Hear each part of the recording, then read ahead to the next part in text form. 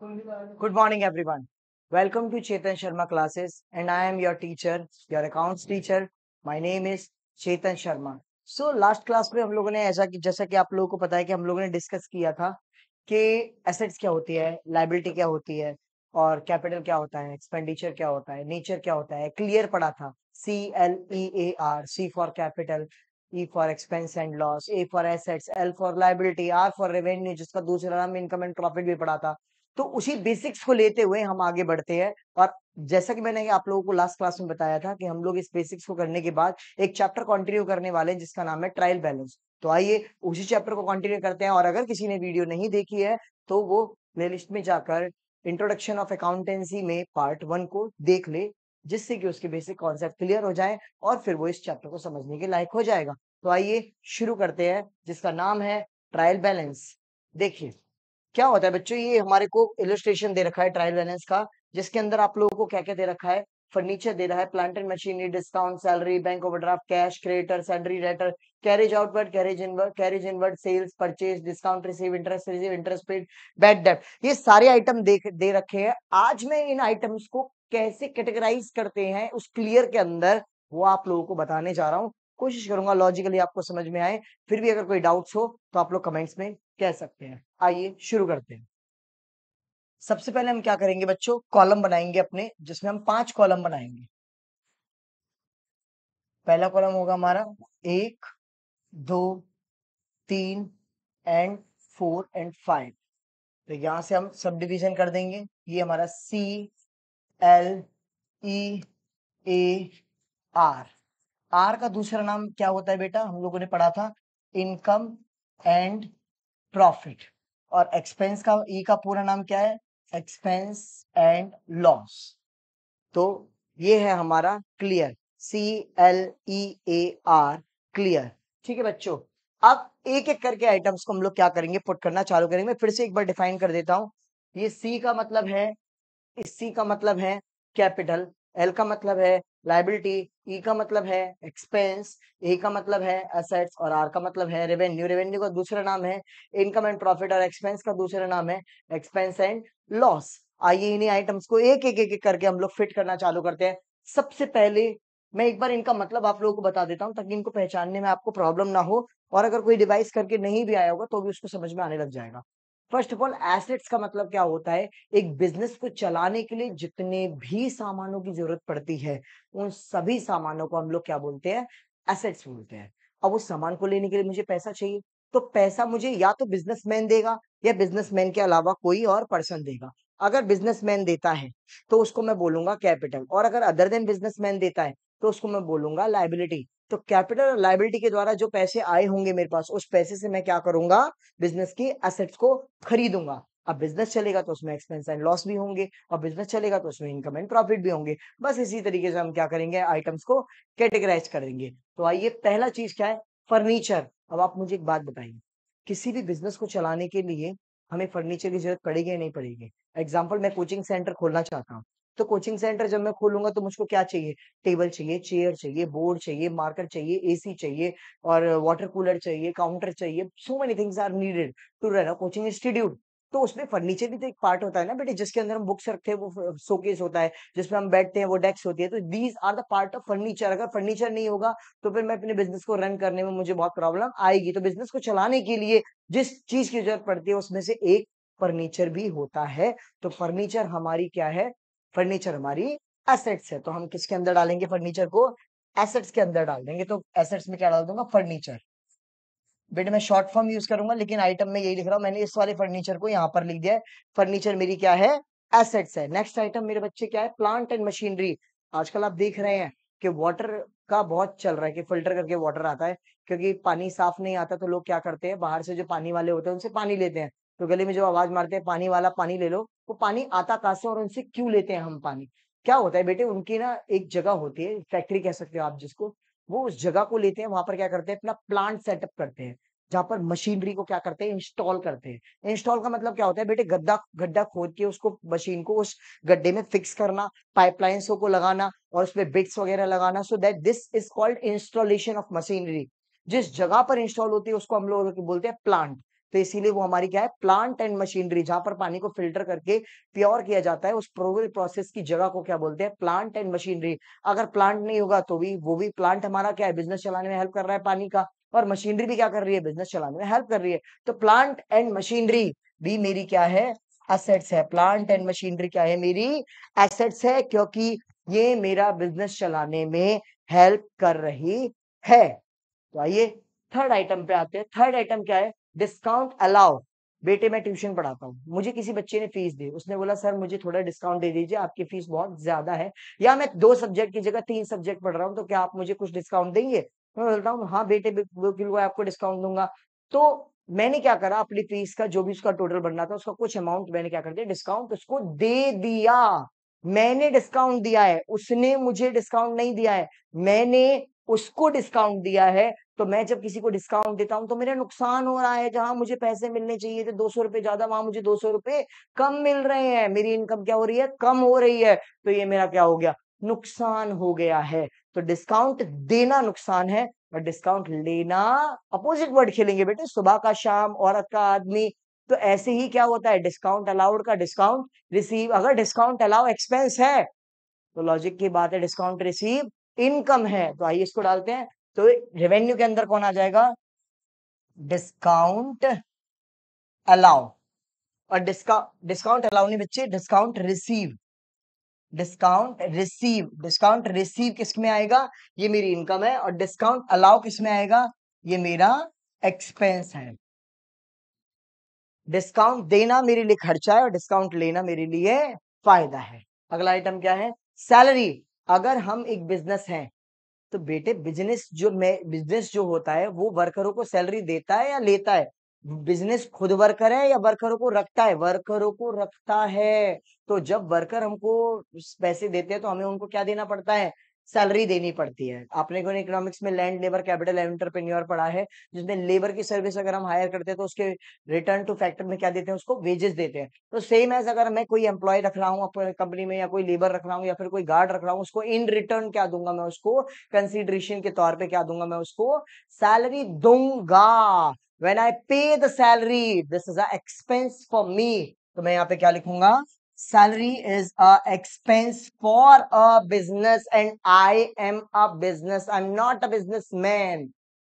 Keep in your mind, जब भी आप पूरी अकाउंटेंसी करेंगे, there is a one principle in the chapter number 3 जिसका नाम है बिजनेस एंटिटी प्रिंसिपल, जिसमें क्या होता है, बिजनेस और बिजनेसमैन को अलग अलग मानकर चलते हैं, और हम अपने आप को बिजनेस मान के चलेंगे, ना कि businessman. We are a artificial person, we assume that we are acting on the behalf of business, not on the behalf of businessman. Keep in your mind this separate legal entity or business entity concept, this is called by the name of separate legal entity or business entity. In simple word I can say that separate legal entity या business entity का मतलब होता है जब business और businessman को अलग अलग मानकर चलते हैं, और हम अपने आप को बिजनेस मान के चलते हैं, ना कि businessman.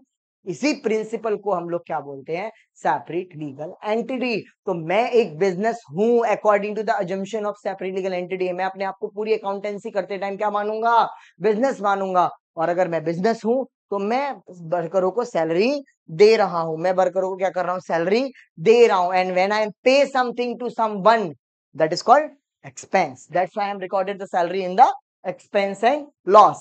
Second thing is what, bank overdraft. As you can see, we are already deal furniture, plant and machinery, discount allowed, salary. Now we are coming to the bank overdraft. Sir, what is the meaning of bank overdraft?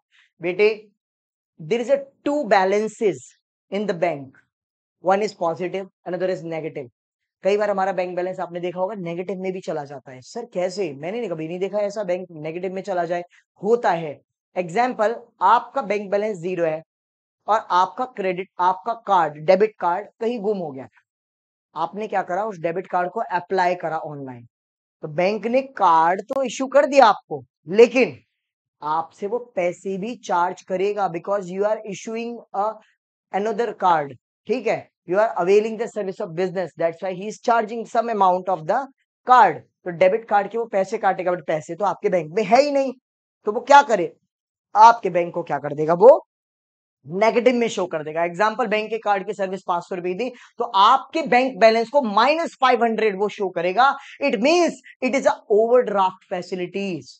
मतलब bank का जब negative balance हो जाए, जब भी आप कभी 1500 रुपए जमा करोगे तो आपका बैंक बैलेंस में 1500 नहीं दिखाई देंगे, आपके बैलेंस 1000 रुपीज शो होगा, because the negative 500 is deducted from the positive 1500. It will become positive 1000 rupees, and the positive balance in the bank is called bank balance. The negative balance is called by the name of bank overdraft. तो bank से जब मैं कोई कर्जा लेता हूं या bank किसी को भी अगर पैसा देना बाकी है तो मैं उसे क्रेडिटर बोलता हूं, मैं उसे लाइबिलिटी बोलता हूं। तो लाइबिलिटी के अंदर क्या चला जाएगा हमारा बेटा, बैंक का नेगेटिव बैलेंस, और अकाउंट्स में उसको क्या बोलते हैं, बैंक ओवर ड्राफ्ट। बैंक के नेगेटिव बैलेंस को हम क्या बोलते हैं, ये एक कर्जा है जो कि हमें बैंक को चुकाना है।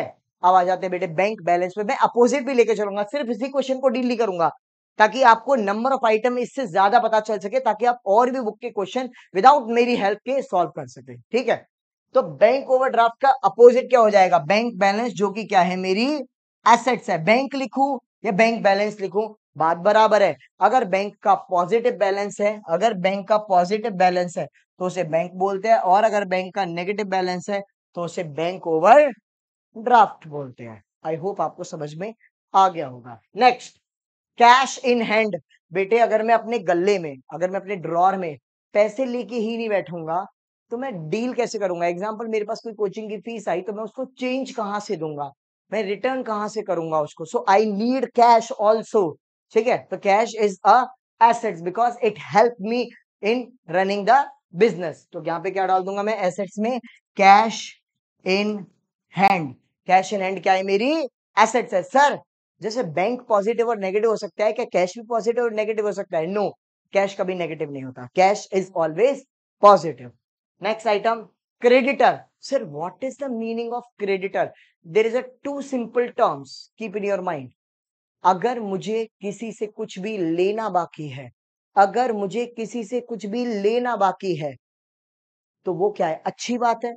मैं अगर उससे कुछ ले सकने की पावर रखता हूं, अथॉरिटी है मेरे पास, राइट है मेरे पास, पावर है मेरे पास, कंट्रोल है कि मैं उससे पैसे ले सकता हूं या सर्विस ले सकता हूं या गुड्स ले सकता हूं, कुछ भी सामने वाले से अगर मुझको लेना बाकी है तो मैं उसको डेटर बोलता हूं। क्या बोलता हूं मेरे बच्चे, मैं उसको डेटर बोलता हूं। और अगर सामने वाले को मुझे कुछ देना बाकी है, मैंने उससे कुछ ले रखा था, मुझे उसको रिटर्न में देना है, पैसा देना है या ट्यूशन पढ़ाना रह गया है या समोसे देने रह गए या कुछ भी, एनीथिंग, अगर मुझे कुछ देना बाकी है तो वो क्या हो जाएगा, क्रेडिटर में आ जाएगा, लायबिलिटी में आ जाएगा, क्योंकि ये एक तरीके का कर्जा है। ठीक है, तो क्रेडिटर बेटे किसके अंदर आएंगे, लायबिलिटी के अंदर आएंगे, क्योंकि वो बाहर वाले हैं जिनको मुझे कुछ देना बाकी है। अब देने में सर्विस भी हो सकता है, गुड्स भी हो सकता है और कैश भी हो सकता है।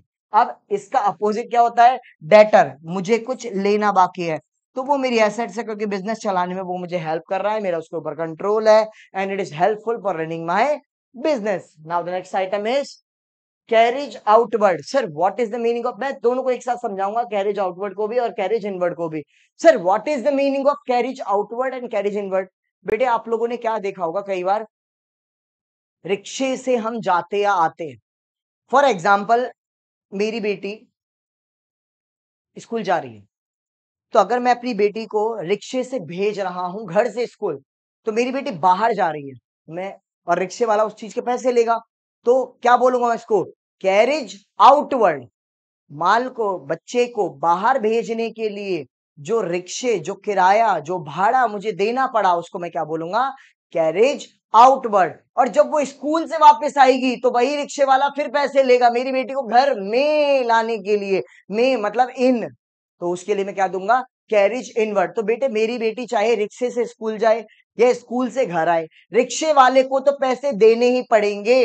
अगर बेटी बाहर जा रही है तो कैरेज आउटवर्ड, बेटी अंदर आ रही है तो कैरेज इनवर्ड। सेम बिजनेस में ऐसा ही आइटम होता है। जब अगर मैं कोई इलेक्ट्रॉनिक्स आइटम की शॉप है, अगर मैं होलसेल से फ्रिज मंगवा रहा हूं तो मेरे फैक्ट्री के अंदर आ रहे हैं वो माल, तो मैं उसको जो किराया दे रहा हूं उसका नाम क्या है, कैरेज इनवर्ड। और अगर मैं कस्टमर के घर उस फ्रिज को पहुंचवा रहा हूं तो मेरे यहां से माल जा रहा है, तो मैं उसे क्या बोलूंगा, कैरेज आउटवर्ड। बस वहां पे बेटी थी, यहां पर माल है, गुड्स है। तो कैरेज आउटवर्ड और कैरेज इनवर्ड, चाहे ट्रक से माल आए या चाहे ट्रक से माल जाए, पैसा दोनों में देना पड़ता है। So carriage inward and carriage outward, both the expenses for business, that's why it is recorded in the expense. इसका नाम क्या है, carriage inward, carriage outward, both are an expense, that's why it is recorded in the business. Next, sales. Sales क्या है मेरा बेटा, sales क्या होता है, जब भी हम बेटे शॉपिंग करके आते हैं, जब भी हम कोई माल परचेज करते हैं, कहीं हम जाते हैं शॉपिंग करने जाते हैं, जितनी भी हम लोग परचेजिंग करेंगे तो क्या होगा, परचेज करते हैं तो पैसा जाता है या नहीं जाता है। कहते हैं ना, आज मैंने ये खरीदारी करी, आज मैं ये खरीद के लाया, आज मैं वो खरीद के लाया, अरे अभी तो ये भी खरीदना है। तो खरीदने का मतलब क्या होता है कि पैसा जा रहा है, पैसा जा रहा है, खर्चा बढ़ रहा है। और इसका अपोजिट, अरे भाई मेरी तो बिक्री बहुत हो रही है आजकल, साड़ियों पे साड़ियां बिक रही हैं, कपड़े पे कपड़े बिक रहे हैं, सारे समोसे बिक गए, तो खुश क्यों हो रहा है, क्योंकि पैसा आ रहा है।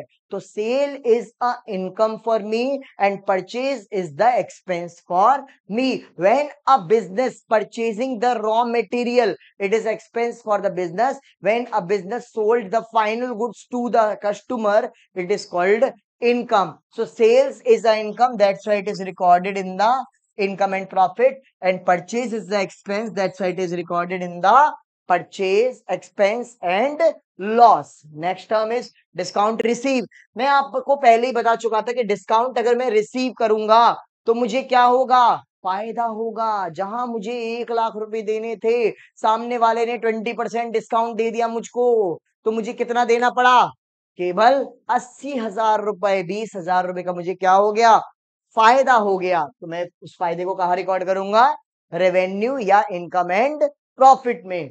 अगला क्या है बेटा, इंटरेस्ट रिसीव।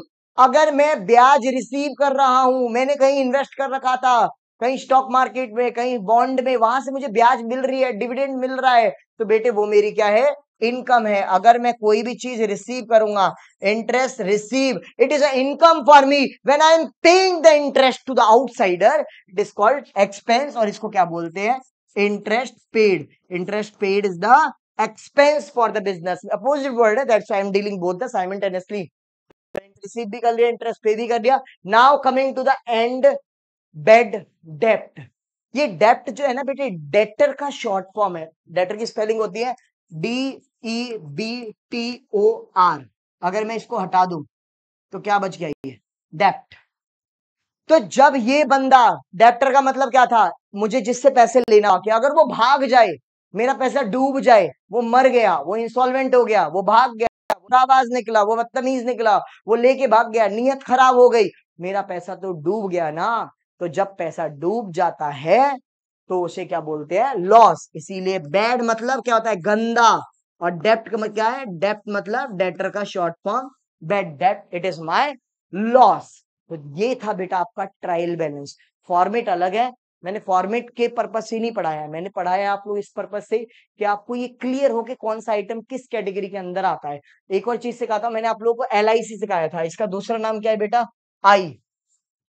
तो LIC में क्या होता है, इनका नेचर क्या होता है। अब अगर मैं इसको थोड़ा ऊपर कर दूं तो इसके नीचे अगर मैं इनके नेचर्स को लिखूं तो कैसे लगेंगे, देखिए जरा। ये मेरे आइटम्स थे, this this this this and this. Capital LIC कहाँ है, ये रहा L, ये रहा I, और ये रहा C। तो LIC का नेचर क्या था, क्रेडिट क्रेडिट क्रेडिट। बच कौन गए, ये दो, इसका नेचर क्या है, डेबिट एंड डेबिट। तो याद रखना है, इन सब का नेचर डेबिट रहेगा, इन सब का नेचर डेबिट रहेगा, इन सब का नेचर क्रेडिट रहेगा, इन सब का नेचर क्रेडिट रहेगा। और अगर कैपिटल इसमें दिया होता तो कैपिटल को भी मैं कहां लिखता, यहीं पर लिखता, क्योंकि कैपिटल का खुद का अपना घर है। तो कैपिटल का उल्टा क्या होता है, ड्राइंग। तो कैपिटल इसमें आएगा, उसका नेचर क्या होगा, क्रेडिट। तो याद रखना, ए और ई का नेचर क्या होता है, डेबिट, और LIC का नेचर क्या होता है, क्रेडिट। तो जब भी हम इंक्रीज और डिक्रीज पढ़ेंगे आगे जाके, या कैटेगरी में डिवाइड करेंगे, तो हम क्या करेंगे, उसको पता रहेगा हमें कि किसका नेचर क्या है। अब अगर मुझको इनको इंक्रीज करना है तो मैं और डेबिट करूंगा, डिक्रीज करना है तो मैं और क्रेडिट करूंगा। उम्मीद करता हूं आपको ये क्वेश्चन समझ में आया होगा। Thank you very much.